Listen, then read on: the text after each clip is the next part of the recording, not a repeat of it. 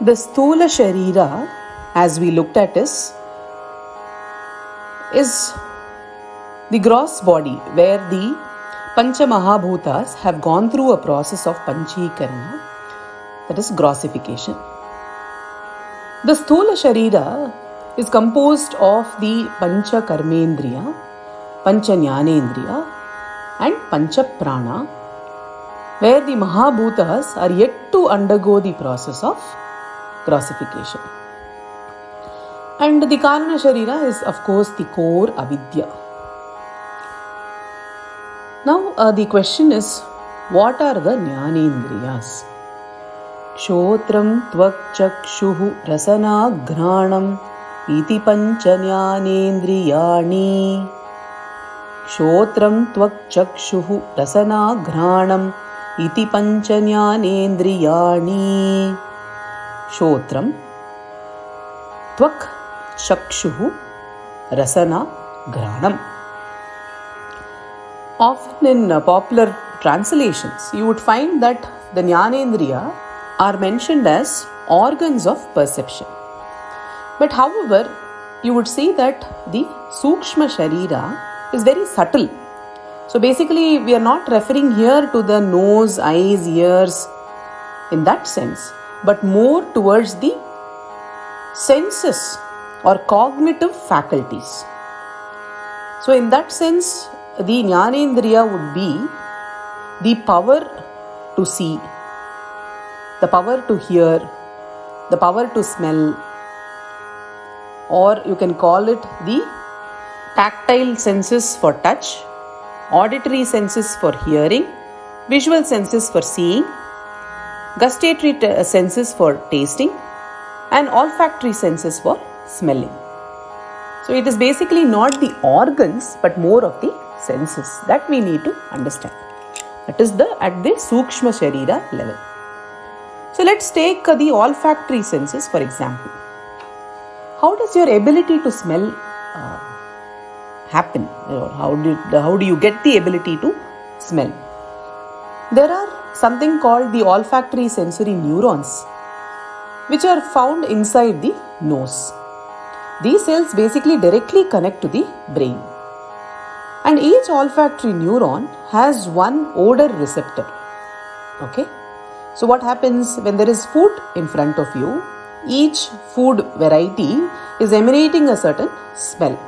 So those micromolecules that are coming out of the food, they come in contact with these receptors. And once these neurons detect the molecules, messages are sent to the brain. And the identification of that particular smell happens.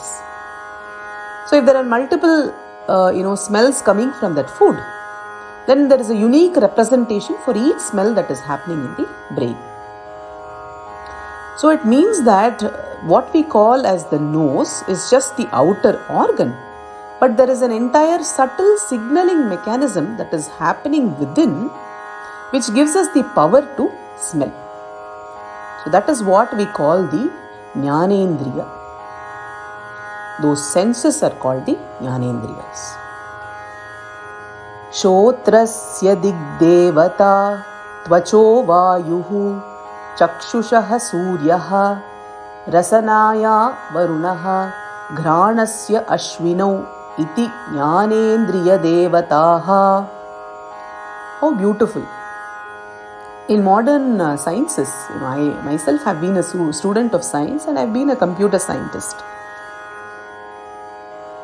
Often we do not recognize the intelligence or the governing intelligence between the various things that we see or perceive in reality. We often assume these are mechanistic things happening on their own.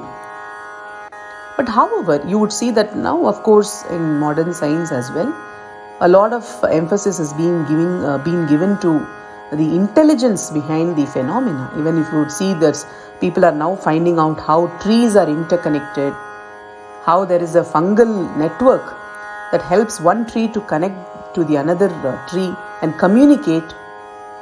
All that is being looked at now. But here it is mentioned that the deity of the auditory senses is Digdevata, Devata of space, Akasha. And the Devata of the tactile senses is Vayuhu. The Devata of the visual senses is Suryaha. The Devata of the gustatory senses is Varunaha. Of the olfactory senses are the Ashwini Kumaras. So these are the governing intelligence between governing intelligence of these various senses.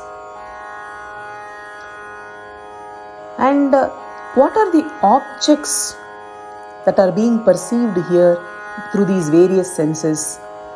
Kshotrasya Vishayah Shabda Grahanam, Tvacho Vishayah Sparsha Grahanam, Chakshusho Vishayah Rupa Grahanam, Rasanaya Vishayah Rasa Grahanam, Granasya Vishayah Gandha Grahanam iti.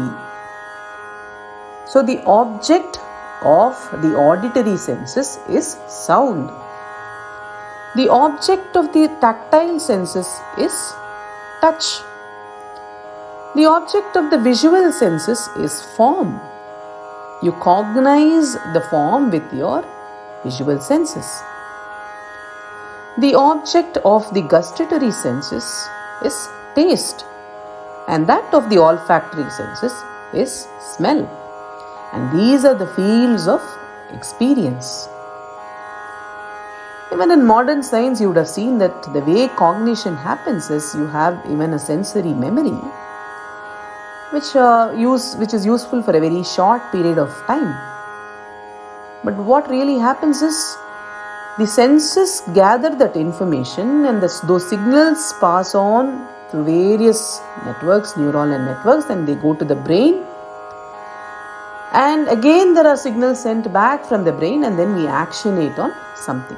So it means that outside there is an organ, and inside there is a subtle signaling mechanism that is going on.